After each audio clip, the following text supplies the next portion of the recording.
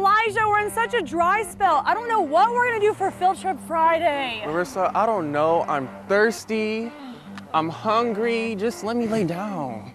If someone would just give us a sign. Oh, hey Elijah. I know what we can do for Field Trip Friday. What? Lumberman's Monument. Let's check it out.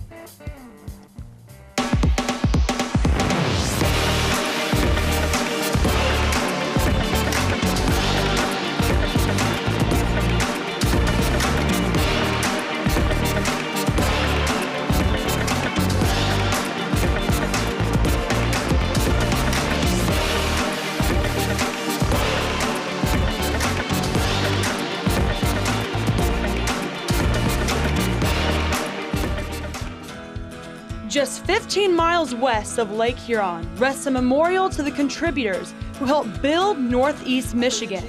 We walked over to the 14-foot bronze statue that overlooks the monument. That's where we found our tour guide, Park Ranger Daisy Fryer. This was built to commemorate the lumbering history of northern Michigan, and the area right in front of the monument has lots of historical information and lots of signs to read and displays to interact with. You can learn also about the efforts to bring the environment back. Some people come just to enjoy nature, to see the beautiful overlooks. Some people come for hiking on the trails. Some people come for our interpretive programs. One of the favorite things for people is the log jam. And the point of showing the log jam is that when the lumbermen took the logs down the river, sometimes the logs would jam up like that, which would be really bad because, first of all, if the logs don't make it to the sawmill, then nobody gets paid. And secondly, it was really, really dangerous for them to try to undo a jam like that. We even got to explore and excavate an old gift shop that burned down in the 1970s. James Wren, the 4th archaeologist at the Huron-Manistee National Forest, taught us, along with the kids, how to look for artifacts without destroying them in the process. Archaeologists, we're methodical. We work slow. So we always call it a dig, but what you're really doing is kind of like shaving away. We're going to shaving away this layers of dirt and make just room as when we tease out this information, which is the artifacts. When you're dancing in the streets, 'cause I know you know. So we'll take the big bucket over here to the screen. Larry, help me. Oh my God. Here you go. Teamwork.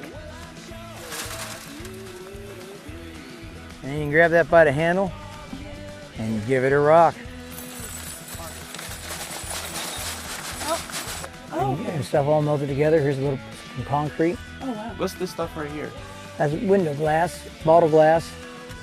That's bottle glass. But thanks, guys. Thank you. Appreciate you guys coming out. It's awesome This you was guys do fun. this. Lumber began here in the 1860s, right around the end of the Civil War is when it became most prevalent in this area. White pine was a light wood that would float down the rivers. That's how they would move the lumber down to the sawmills because they didn't have big trucks like we do now.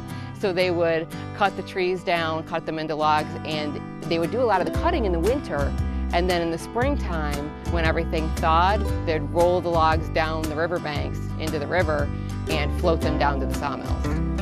Lumberman's Monument has a lot to offer, including educational programs, a log jam visitors can climb that would have been broken up by river rats on the AuSable River, and a replica of a floating kitchen, just to name a few. How fast would it maybe be going, and would it be stuck here or would it be going down the river? What you see when you look out now is Cook Pond because the hydroelectric dams were built after the lumbering era, and that slowed the water down, so it's more of a pond and not so much a river as it was back then. They ate a lot of beans. They had eggs, pancakes, sausage. The lumbermen ate a lot because they worked so hard. They would eat lots and lots of calories a day to keep their energy up. So if Elijah and I were river rats going down, would we just say, oh, I'd like some beans, and then ask for it, or how would that work out? They did have specific meal times, and when they were on the river drive, they didn't necessarily all meet in one spot for lunch. Sometimes it would be delivered along the way, or they might take food with them that could travel better than in the lumbering camp itself, where they would all meet at one time for meals. Lumberman's Monument is just one of the few places that can show you how Northeast Michigan was created. That's all the time we have this week. See you next time on Field Trip Friday.